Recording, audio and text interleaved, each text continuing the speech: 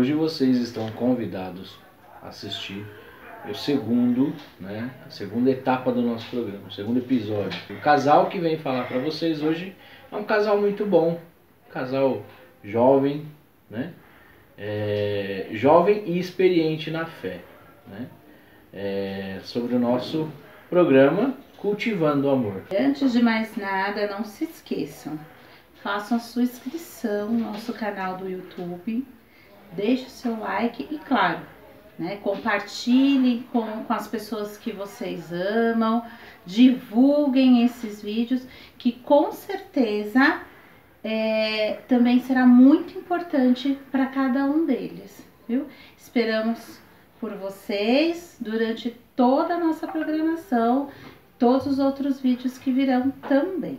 Então gostaríamos que vocês se apresentassem.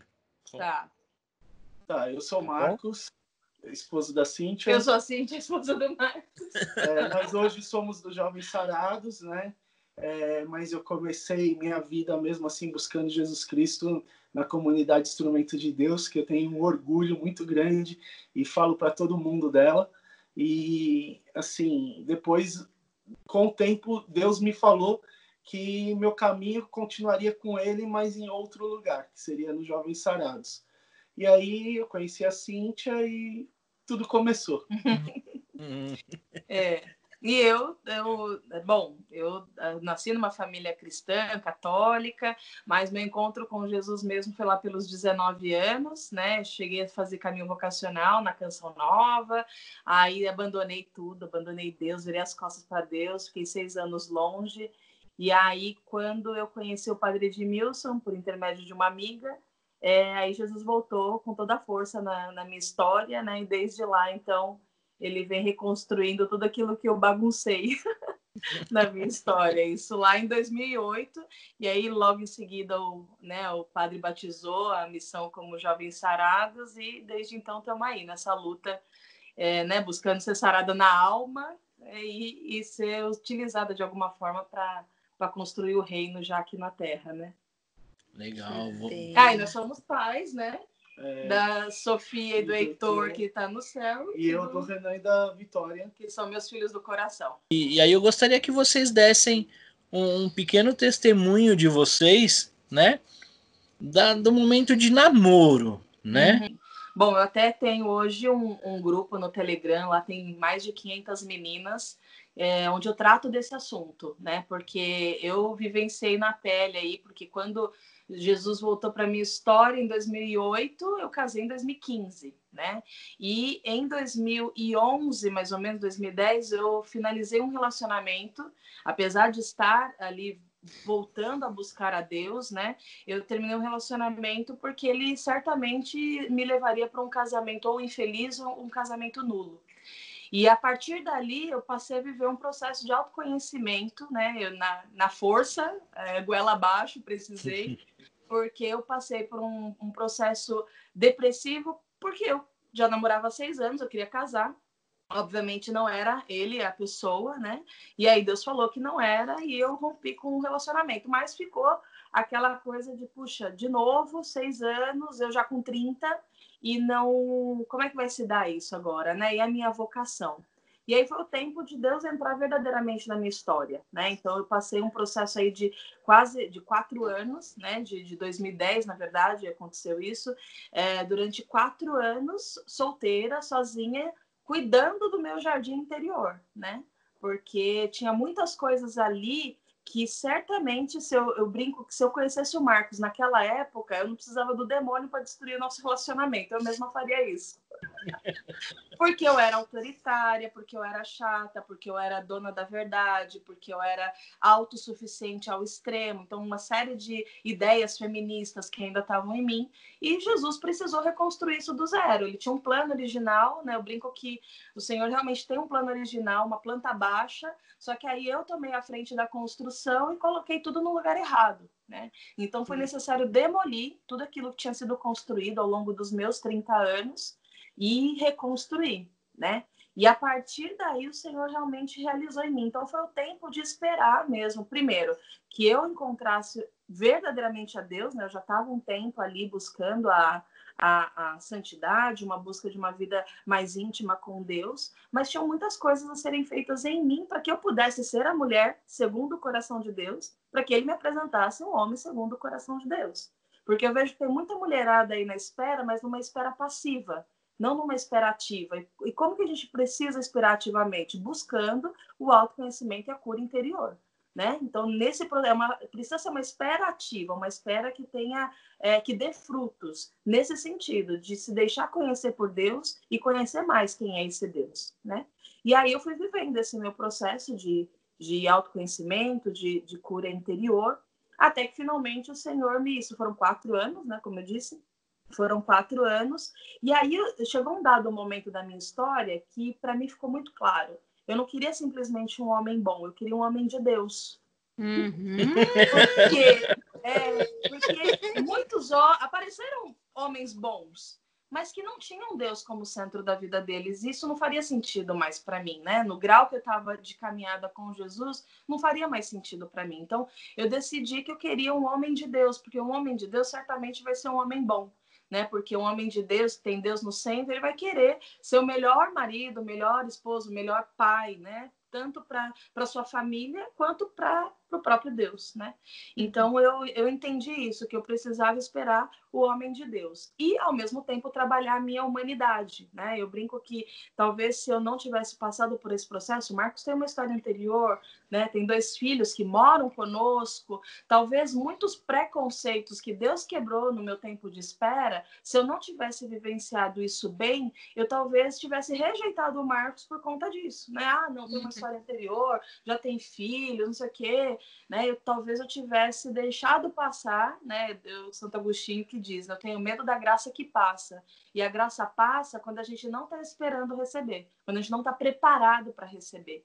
Né? Então, essa ansiedade que as meninas, na maioria, né? Eu falo mais para as meninas, porque aparentemente parece que pega mais pesado para a gente que é mulher, mas os meninos também. Então, se a gente não está pronto para receber a graça, se a gente não consegue alargar o nosso interior para receber a graça, a gente deixa passar por escolha nossa, né? Por não se conhecer, por não conhecer a vontade de Deus.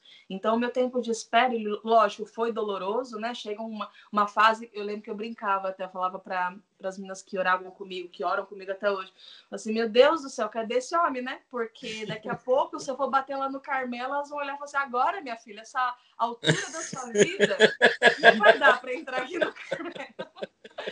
Então, mas porque também, né? O Marcos tinha toda uma realidade para ser desenrolada antes da gente se conhecer.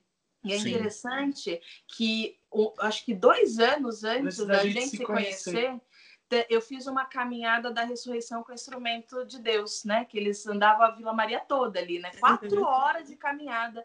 O Marcos estava nessa caminhada, eu estava nessa caminhada, a gente não se viu.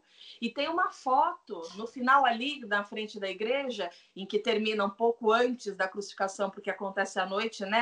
A cerimônia da crucificação, ali onde quando Jesus fica ali no centro e todo o povo em volta ajoelhado, tipo, tô eu aqui, 2 pessoas depois tá o Marcos. E a gente foi ver essa foto muitos anos depois da gente se conhecer. Engraçado, né? Que a gente rezava na mesma capela, que é a Capela do Instrumento de Deus. Ela falou que usava muito lá. E eu também usava muito. E eu nunca encontrei com ela lá dentro. Porque tinha o tempo certo. Deus estava me tratando, né? E tratando ele. Então, sim, o tempo da espera ele é doloroso, né? Eu penso que passa por muitas fases. Tem uma fase final meio assim, como eu estava, né? Na minha fase final, eu estava mais desesperançosa em relação à minha vocação, né? De um estágio anterior, eu cheguei a ter crise vocacional, tentar entender se era o celibato, mas aí depois o Senhor mostrou que não, que realmente o sonho do coração dele é o mesmo que ele colocou no meu coração, então é o meu sonho também, né? E aí, essa fase final já foi um pouco mais dura, porque, né, os anos passando e a gente não nenhum indício da pessoa aparecer, e eu acho que no final eu até quase desisti da minha vocação. E aí Deus é tão bom que ele depois eu fiquei sabendo também de pessoas que se levantaram em meu favor, né, para orar por mim, pela minha causa, até que a gente se conhecesse. E a gente se conheceu em missão, né? Então eu conhecia já o Vanderlei, E aí, numa conversa, ele falou, puxa, a gente está vivendo um projeto novo, que é Evangelizando a Casa, e eu acho que tem a cara do Jovem Sarado. Eu falei, puxa, conta com a gente. E aí foi nessa, né, indo lá evangelizar os meninos da Fundação Casa, que eu conheci o Marcos vestida de menino, praticamente, né? De coque, né? Eu tava de coque, camisetão, calça larga, sem maquiagem, sem brinco, sem nada. Foi assim que eu conheci o homem da minha vida. Então, mas agora voltando no meu tempo de espera, eu vou até tentar dar uma resumida rapidinho. Eu tive um relacionamento de 19 anos com uma mulher que eu tive 2 filhos e eu tentei o sacramento do matrimônio, mas eu vi que não era a vontade de Deus mesmo. Hoje eu entendo isso. Porque, assim, eu tentava e ela não queria na época. E eu vejo a mão de Deus cuidando desse tempo que não era para ser o sacramento com ela, por causa que não era ela. Aquilo era uma escolha minha, não era uma escolha de Deus. E, assim, foram 19 anos que eu ajoelhava e pedia para ela me amar, e ela sempre deixou claro para todo mundo que nunca me amou, entendeu? Inclusive para os meus filhos, e isso daí era muito triste. Daí chegou um momento que eu peguei e ajoelhei, eu lembro como se fosse hoje, eu ajoelhei e falei, Senhor, esquece esses 19 anos de oração, faz a tua vontade na minha vida e não a minha. E foi difícil, foi muito difícil, porque, assim, são 19 anos, 2 filhos, mas Deus fez. Ele ouviu minha oração naquela noite. E daí, na mesma época, eu fiquei sabendo que eu estava fazendo crisma, estava fazendo curso de crisma, e eu fiquei sabendo uma coisa que eu não sabia, que eu não podia comungar tendo uma união que não tinha o sacramento. Eu fui descobrir isso na crisma. E daí ali eu vi que eu estava em pecado, eu saí, né, voltei, dei um passo para trás e continuei com ela até chegar o momento que eu fiz essa oração e eu falei para ela, eu falei assim, ó, seguinte, a partir de hoje, eu só te toco se nós tivermos o sacramento do matrimônio. Eu estou voltando para Jesus, eu voltei a comungar, voltei a fazer as minhas práticas que eu sempre que fazia muita falta para mim, que me doía até. E assim, o padre João Paulo me ajudou muito, porque ele sabia que eu não podia comungar e eu chorava toda vez que tinha a comunhão. E um dia ele perguntou para mim por quê. E eu falei que eu tinha saudade de Jesus, mas eu não podia, expliquei por quê. E ele fazia questão de toda a missa que eu estava, que era ele saía do altar e vinha entregar Jesus no banco que eu estava. As pessoas faziam a fila, só que ele parava ali onde eu estava. E foi uma forma de ver que Jesus queria estar perto de mim. Isso para mim foi muito lindo. E assim, desculpa até me emocionar, porque imagina, assim, eu senti o desejo que eu tinha de Deus, ele também tinha de mim. E sim, era muito bom. Mesmo não podendo, era muito bom. Só que no dia que eu decidi que eu voltava para ele, eu voltei para ele. Daí, depois de 2 anos, foi quando eu conheci ela dentro da Fundação Casa. Inclusive, quando a gente prega falando isso, a gente até faz uma brincadeirinha. Ela fala que me conheceu dentro da Fundação Casa e eu brinco, né? Eu falo, não era interno. Nem de nada. E a gente vê o carinho de Deus, né? Sim. É. E ali começou tudo, né? Porque, assim, naquela noite eu já senti algo diferente. Porque eu falava, né, para Deus, eu queria alguém que fosse dele e eu focava o coração dele. Eu falei, eu vou focar o seu coração. O dia que eu encontrar, eu sei que vai estar aí dentro. E eu vendo ela falar para aqueles meninos do Senhor, aquilo, sabe, foi uma coisa que mexeu comigo. E daí nós tivemos uma reunião na semana seguinte na fundação, lá na Instrumento de Deus, naquela casa que era. E só que ela chegou do serviço. E ali Deus já tinha colocado que era ela no meu coração. Só que, vocês lembram, né? Ela falou, eu entrava com coque. Ela apareceu toda arrumadona lá. E eu falei, eu tenho que me aproximar, né? Daí, a hora que eu vi ela toda arrumada, toda lindona, eu falei, nossa, assim, eu vou tomar mal fora. Olha o corintiano, maloqueiro. E ela toda executiva aí. Eu vou tomar mal fora. Ele, não, vai que é ela, vai que é ela. E colocava isso no meu coração. Daí eu dei um jeito de pegar o Facebook de todo mundo, mas para ter o dela. Ah, ligeiro, hein? E ali nós formamos um grupo, né, no WhatsApp, e nós começamos a partilhar, só que, assim, eu era novo de WhatsApp, eu não entendia muito. Daí lá no grupo eu comecei a conversar só com ela. E daí ela me chamou de canto no particular, porque eu comecei a falar, nossa, eu fui me confessar e contando tudo que tinha acontecido no dia comigo, mas para ela e não para os outros. Daí ela me chamou de canto e falou assim, você sabe que todo mundo que tá lá tá vendo o que você tá falando para mim? Eu falei, não, só você responde. Eu brinco que eu casei com a versão masculina da minha melhor amiga, porque a minha amiga é assim. Desligado. Desse jeito. E daí nós começamos a conversar e aí foi crescendo, até que Deus mostrou que era isso, e daí a gente foi pedir o caminho, né, de namoro. Aí tem que explicar, que não é todo mundo que conhece, né? Mas lá no Sarados a gente vive isso, esse tempo antes do namoro, que é o caminho de namoro, né? Um tempo mesmo de crescer na amizade, lógico, que já com essa outra intenção, mas de se conhecer mesmo, porque nesse anseio, muitas vezes, né, da realização da vocação, às vezes a gente enfia os pés pelas mãos, né? Acaba levando outras coisas em consideração, e é óbvio que aí você escuta Deus falar num monte de lugar que ele não está falando, né? Tem mais isso também. Então, tem esse tempo que não tem um prazo exato, assim, estipulado, mas é um tempo em que o casal que tem o desejo de ir para o namoro é acompanhado por outro casal, né? E vive uma amizade. Então, não tem essa de beijo, nem pega na mão, nem nada disso, né? É uma amizade mesmo. Né? Ninguém fica, nada disso. Ficar não é de Deus. Como que eu vou ficar com alguém que não é aquele que Deus quer para mim, né? Então é perder tempo. Então, e vocês passaram por este momento. Sim. Ela com 34 anos, eu com 44. Sim. Só que aí teve um detalhe. E como foi para vocês? E como foi essa amizade, né? Esse esperar, né? Esse esperar e ter essa amizade sabendo que o coração bate. O nosso foi um pouco diferente, porque assim, na hora que as minhas lideranças eram assim, tio Léo, né, que são os cofundadores da missão, e a liderança do Marcos era o Vanderlei. Então, eles foram conversar sobre esse tempo do caminho de espera. E aí, o caminho de espera foi... O caminho de namoro foi negado. Nós tivemos... Imagina, a cara deles. Negado. Ela com 34 anos e eu com 44 tivemos o caminho negado. A gente podia muito bem pegar, né? Falar assim, pô, já tenho 44, lá 34, eu já sei muito bem o que eu quero da minha vida, dane-se vocês. Mas a gente usa um tal que tem o nozinho da obediência.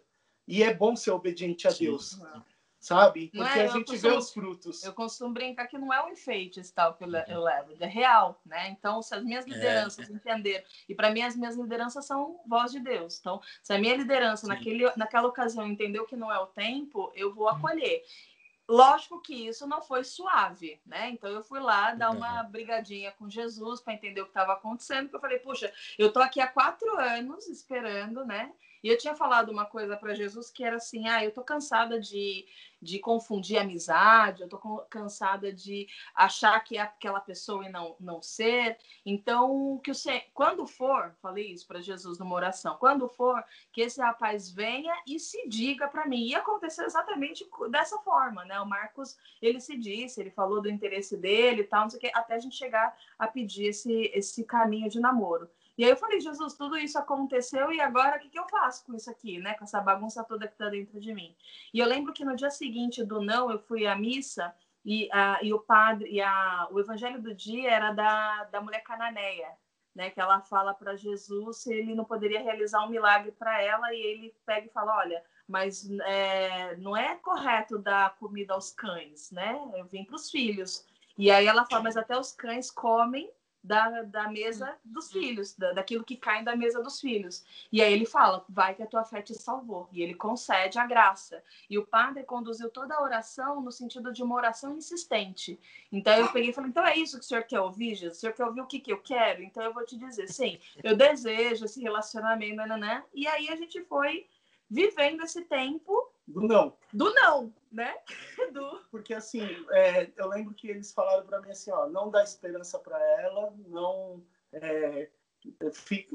vai namorar Jesus, foi o que foi falado para mim. Falei, tá bom, vou namorar Jesus. Daí, beleza, só que daí eu decidi que, tipo assim, eu ia namorar Jesus, só que eu ia esperar.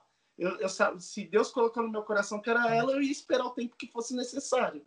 E daí ainda peguei uma foto do Facebook dela, que foi de um tempo que ela foi para Jericoacoara fazer um retiro pessoal com Deus. E ela fala que só ela sabe, ela e Deus sabem o que foi aquele retiro e o que foi naquele momento aquela foto.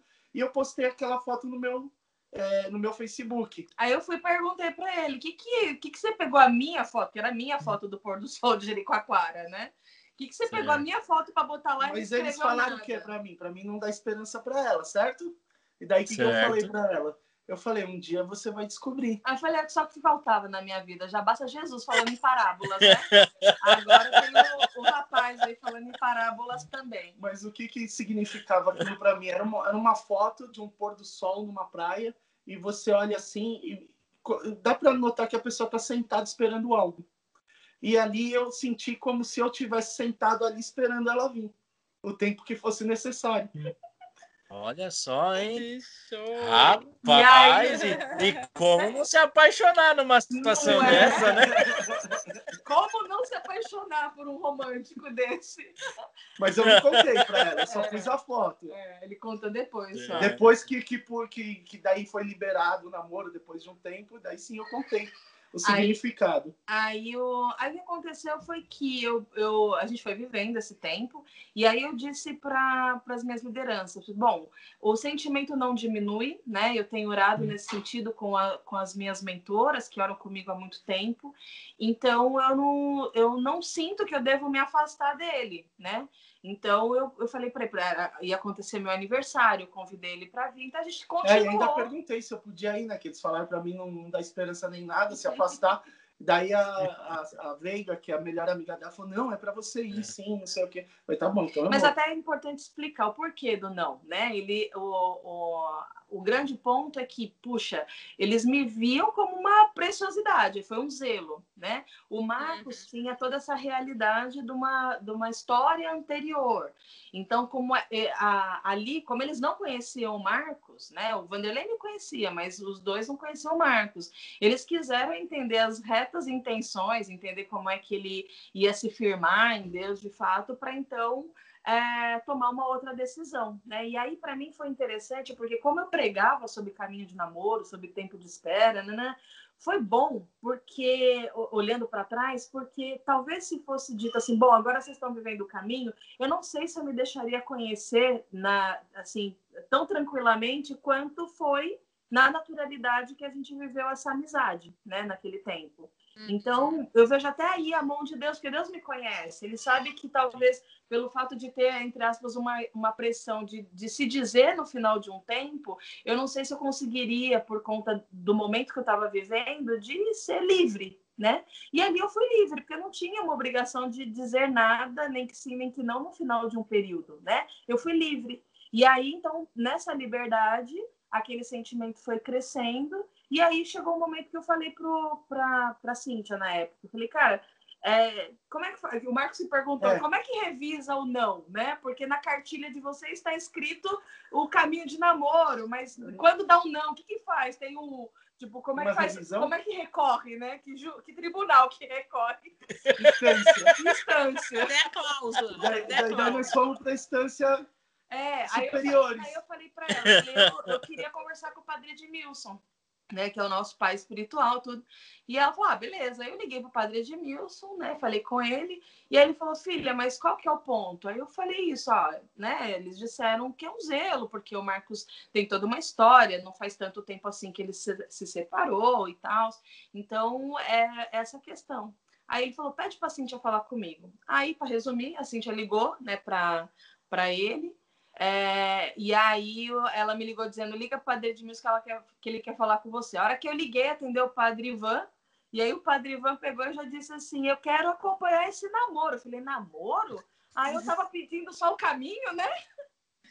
Aí o padre atendeu e falou, filha, fique em paz, vocês são, né, já adultos, eu abençoo, procura um padre aí perto de vocês para abençoar. E aí, ao invés de viver o caminho, que na verdade ele entendeu que o caminho foi aquele tempo que a gente viveu do não, né? Ele liberou o nosso namoro. Então, foi assim. Tudo aconteceu.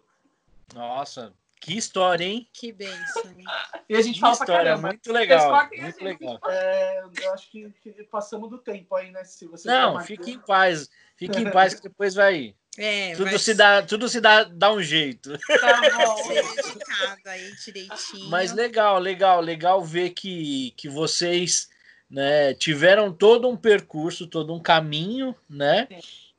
E não desistiram no primeiro não, né? Sim, Vocês mantiveram aquela chama acesa, sim. né? O que é interessante, porque hoje em dia o povo não, o pessoal não está acostumado a ouvir o não, né? Ouvir o não já treme todo, né?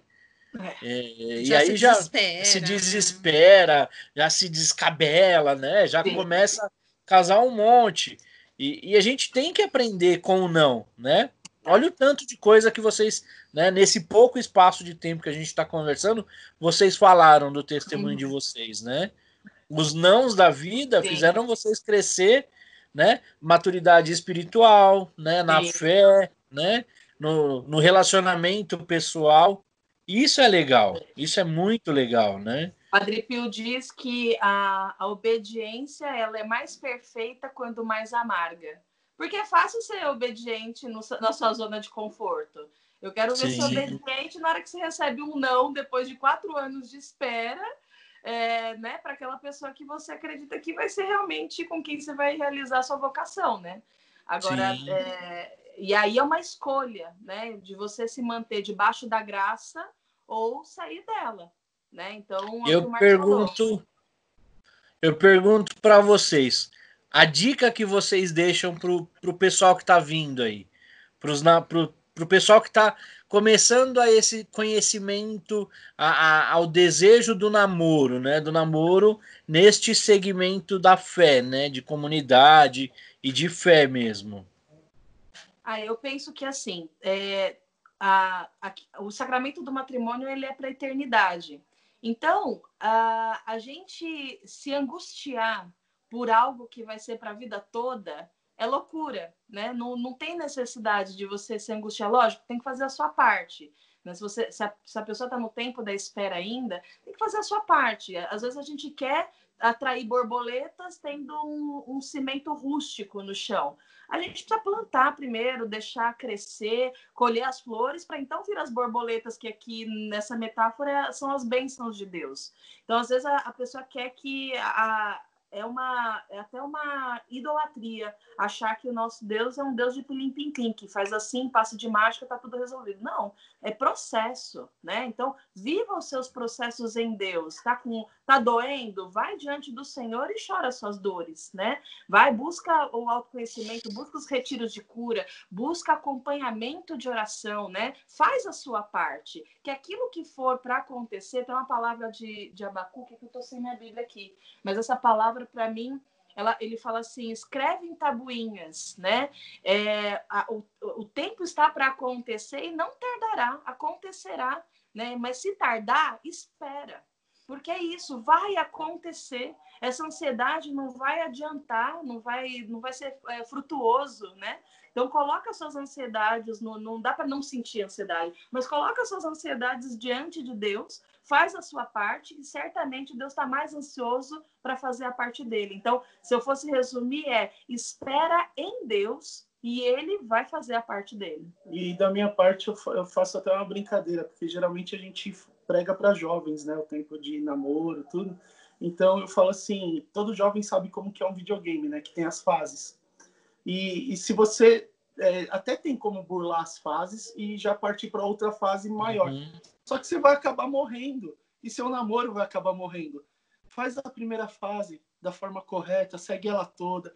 Aprende com a primeira fase para você ir para a segunda fase, para chegar na onde que é o que você tem que chegar, o caminho do para sempre, sabe? E daí você vai chegar da forma que é para chegar e com a benção de Deus. Porque cada fase tem a sua dificuldade, né? Sim. Se eu levo do tempo de solteira as minhas dificuldades, sei lá, de sou ciumenta, para o namoro, vai potencializar as dificuldades do namoro. Se eu levo para o noivado, para o casamento, eu só vou potencializar aquilo que é próprio daquele tempo, né? Então, se eu resolver cada coisa numa fase, fica muito mais suave, fica muito mais tranquilo, né? Então, eu penso que é isso. Ok, casal, nós gostaríamos de agradecer muito, muito mesmo a disponibilidade de vocês de poder partilhar, né, essa alegria, né, essa parte da vida de vocês que foi um aprendizado tanto para vocês quanto para a gente, né, e a gente já se conhece há um tempo e é muito mais gostoso ainda saber que os frutos vêm, né, Sim. a espera, né, a espera Sim. gera frutos, né, e aí está, né, o fruto maior de vocês, né, do casamento, né, a pequenininha de vocês, né, o amor de vocês, né, a família que vocês estão construindo, né, porque é uma família, vocês só faltam um para empatar com a gente aqui, É ó. verdade. E é muito bom ver, né, o quanto Deus ele tem para acrescentar nas nossas vidas a partir do momento que a gente permite que ele faça parte dela, né? Sim, e até por conta disso, hoje nós temos, eu particularmente tenho uma mentoria voltada para mulheres, e aí para qualquer tempo, se ela está esperando, noiva, namorada, casada, voltada para esse autoconhecimento feminino, né? Porque a mulherada, muito influenciada pelas ideias feministas, acabam botando por água abaixo os relacionamentos de Deus, né? Lógico que Deus vai recalcular a rota, vai, mas se eu não for uma mulher segundo o coração de Deus, dificilmente eu vou ter um casamento nessa linha, né? Então eu tenho uma mentoria chamada Cuide do Seu Jardim, que é exatamente isso, para a gente olhar para dentro e cuidar do jardim interior, se preparar. E agora, recentemente, a gente está com uma mentoria para noivos e namorados, chamados A Caminho do Para Sempre. Então a gente está buscando formar esses noivos e namorados, né, ao longo de 21 dias, para que eles estejam um pouco melhor preparados para aquilo que virá, né, para sofrer menos. Legal. Sim. Muito bom. Ah, que Muito bênção, bom. gente. Gente, muito obrigado, viu? Muito obrigado Nós mesmo. Nós que Parabéns. agradecemos. Muito obrigado, viu? Tchau, casal. Deus Obrigada, abençoe, viu? tchau. Tchau, Deus tchau. abençoe. Tchau, Amém. tchau. Vocês também. Bom, espero que vocês tenham gostado, né? Que vocês tenham entendido o recado, né? Que seja bom e que vocês usem as dicas que eles deram e que seja útil também o testemunho, né? Porque o testemunho edifica. Fiquem atentos para o próximo capítulo que também vai ser muito bom. Sigam todas as nossas redes sociais, Facebook, Instagram, YouTube, né? Como foi falado. E fiquem com Deus. Até mais. Tchau, tchau.